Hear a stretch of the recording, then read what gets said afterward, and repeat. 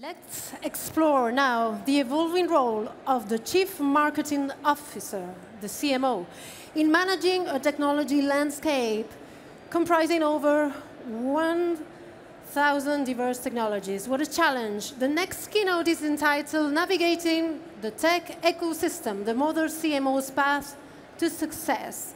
Please welcome on stage the Managing Director of Globant Create, Mr. Pablo Monge.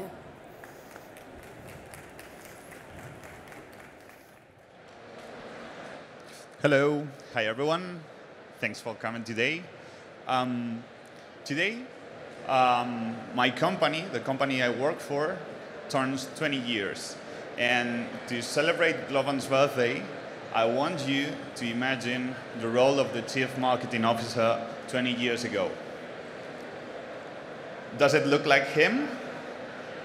I don't think so, because he's not even a Chief Marketing Officer. He was a creative director, but since everybody loves Mad Men, I want you to get your attention, right? But the important thing here is that the Chief Marketing Officer 20 years ago was a superhero somehow. He was able to manage almost the entire marketing strategy with just 2 phone calls. So the first phone call was to the creative agency, right? So they were able to think about the big idea. They were able to produce that big idea, produce the spots. And the second call was a call to the media agency. So the media agency was able to buy the campaigns, put the advertising on TV, put the advertising on the radio, on the outdoors, and life was easier, right? But now let's think a little bit what happens 20 years after that. What happens in 2023? So please pay attention, because what is happening in 2023 is the following. Do you see anything? I don't think so. Because here, what we have, it's more than 11,000 technologies to manage marketing processes. So this is a research that every year does Scott Brinker, which is an authority in marketing technology, and every year Scott Brinker analyzes the amount of new technologies involved in marketing processes.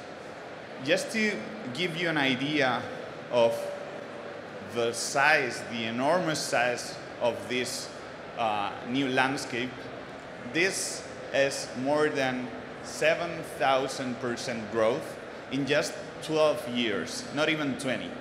So as you can imagine, managing marketing operations nowadays is much more difficult for CMOs. But if you think a little bit more about it, the goals haven't changed. The goals for a brand are quite similar than the goals that a brand had 20 years ago. So we can see here 3 main goals. First of all, the CMO wants his brand to be relevant. The second goal is that the CMO wants his brand to be demanded, to increase the amount of demand that he's able to generate, and for that reason increase sales. And finally, it's really important, especially in these times, to stick to the budget, right? Everyone wants to save money. Everyone wants to cut inefficient costs. So if you think a little bit about it, the goals of a CMO today are quite similar than the goals of a CMO 20 years ago. But what changed a lot are the processes. And technology has a lot to do here. But what specifically has changed? So first of all, what had changed is the way we do communication. So if you think about the communications 20 years ago, you think about TV, about huge TV ads. You think about radio, you think about outdoors, you think about written press. And basically, this was a way to communicate from a brand to a lot of people, to get coverage, to achieve awareness. But now, communications changed a little bit, and now everyone wants to deliver one-to-one communication. We are going to go through the one-to-one communication a little bit later, but you have to keep that in mind. And the second point is that technology and AI, it's nowadays at the core of everything we do. So if you think about your daily basis interactions with any other people, you will be using technology 9 out of 10 times you are interacting with anyone. So it's really important to keep in mind that what changed in the last 20 years is the way we deliver communication and the platform behind that communication. And why has it changed? So there is a reason why all that changed, and there is a driver for all that changes. And this revolution in the communication, in the media activities, in the marketing activities has been driven by native digital players. Just to remember one thing, all these companies that you see here, and I'm sure that all of you know, didn't exist 20 years ago. And that's a thing to keep in mind, right? YouTube was created in 2005. Spotify was created in 2006. AliExpress was created in 2010. And of course, Instagram and TikTok are quite new in this ecosystem. But all these companies have changed a lot the way we communicate, the way we do marketing. So since all that companies are native digital players, it has a lot to do with technology. And at the same time, the traditional media is constantly evolving. So if you think about those communication channels that were super popular 20 years ago, like the TV, like the radio or the printed press, all these channels are evolving and are in a process of deep transformation, migrating from offline to online, migrating thanks to technology. So if you think, for example, about TV, now a lot of TV formats can be bought through programmatic and connected TV. If you think about outdoor advertising, about the traditional one, all that inventory is now available in digital out-of-home platforms. If you think about the radio, well, actually a lot of audio ads can be placed in Spotify and other audio platforms. And if you think, of course, about the printed press, the traditional one, all the big publishers have digital platforms. So not only we have a lot of disruptors in place, but also the traditional media is in a transformation, in a huge transformational process. So now what? What can we do? What can modern CMOs do about all that? So first of all, understand the challenges, right? And the challenge, and the main challenge, as we mentioned before, it's communicate in a better way with our consumers, with our customers, with the people. So that means personalization. And personalization needs to have some principles, right? And the first principle is that it's the customer experience who drives the strategy, who drives the marketing strategy, who drives the brand strategy. Why? Because we cannot just think about individual performance results of specific marketing actions, but we need to understand better what the customer wants and what kind of experience he or she wants, and build the strategy from that. The second point is that we need to have a single customer view on all the channels that we are operating. So we need to think about removing and about how to remove the silos between traditional media and new media, between offline and online. And finally, we need to integrate all the data that is generated at all these points, right? With all that processes, we will be able to evolve the content that we are communicating in the different platforms, to start delivering different personalizations at different moments of truth. And finally, what is important is to bring a connected experience, bring a personalized experience, and the engagement level will be the important KPI here. Of course, we'll have some performance KPIs around. We need to track leads, we need to track sales, we need to track conversion rate, we need to track all that performance KPI that we are quite used to manage, but we need to think about engagement KPIs. Because what users and customers are looking for nowadays is better engagement with brands. It starts, of course, by understanding the user and by understanding their different personas that we can have interacting with a brand. So the first thing that we will be doing, it's a traditional research. So as I mentioned before, things hasn't changed a lot in terms of goals, in terms of the rules of marketing. But what changed is the technology that we have available to run all that activities. So for example, nowadays we have a set of different technologies that enables us to run that qualitative research that we need to do at the first stage of our marketing plan in a much more easy and efficient way. Once we have run this research, we can start building segmentation and building that buyer personas, and that leads us to point number 2, which is, for me, the most important and powerful one nowadays, and it's real-time data.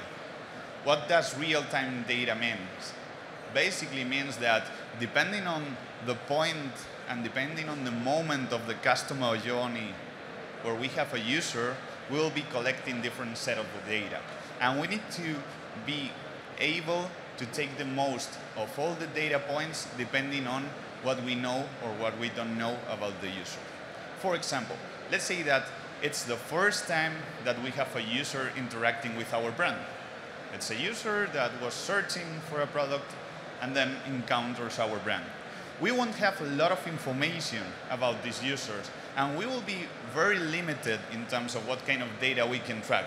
So what we need to do is to make sure that we are able to track the most relevant attributes, and we are able to continue his experience so we can continue capturing the data, of course taking into account consent, privacy, and all the regulations that we have in place in the different countries and in the European Union and other regulations, okay?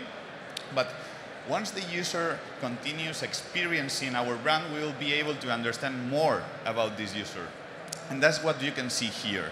That's a different kind of data that you will be able to track depending on how advanced the relationship with that person and our brand is. And finally, we need to take advantage of all that data to build consistency across touch points. And I think this is the most important message of today. We need to build consistency through data and through technology. We need to build use cases that enables us to connect the physical channels with the digital channels. And let me explain this a little bit.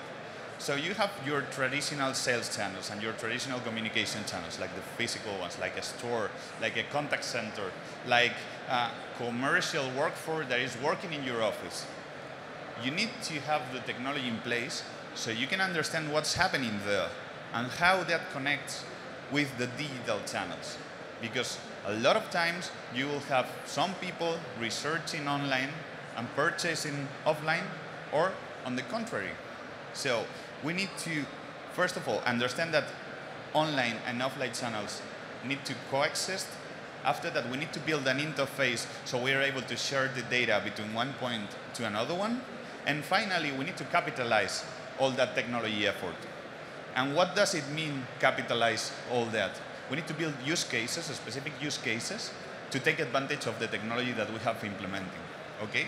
So technology without use cases, without capitalizing all that effort, won't serve, won't do nothing in our organization. And we will find that we could have been spending a huge budget in implementing a specific technology, but without any impact in the business. So the most important thing here is to capitalize all that effort in terms of technology and defining the right use cases, defining the right data models, defining the right usage of artificial intelligence and all that new trends, so we are able to build specific use cases with an impact on your business P&L.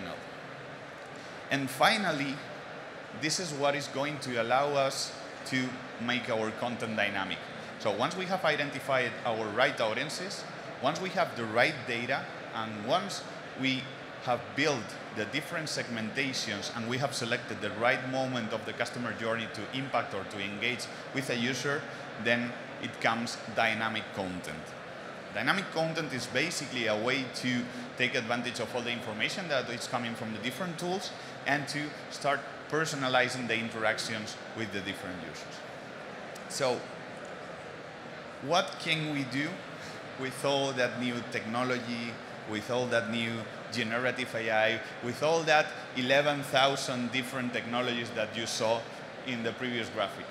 Well, what we can do is to deliver experiences. And what you need to remember is that to complement all that things that we have been mentioning, the goal is to deliver experiences. And that complex marketing technology ecosystem is going to enable us, first of all, to capture the data, second, to apply different models on top of that data, and after that, build the customer profiles and activate that profiles in the different channels. And this is something that is constantly evolving. And you have to build a strategy where all this information, well, all that insights are continuously growing and continuously providing knowledge and providing insights to our teams. So that's basically the main purpose of technology. My advice would be, don't be afraid of that 11,000 technology. You need to build your strategy first and then select the right tools. No one needs that 11,000 pieces of technology because, as we mentioned before, the main goals of the marketing director, of the chief marketing officer, hasn't changed. You need to make your brands profitable, you need to sell more, and you need to be more efficient. And this is what technology enables us nowadays. Thanks a lot for having me today, and I hope you enjoy Digital Enterprise Show 2023.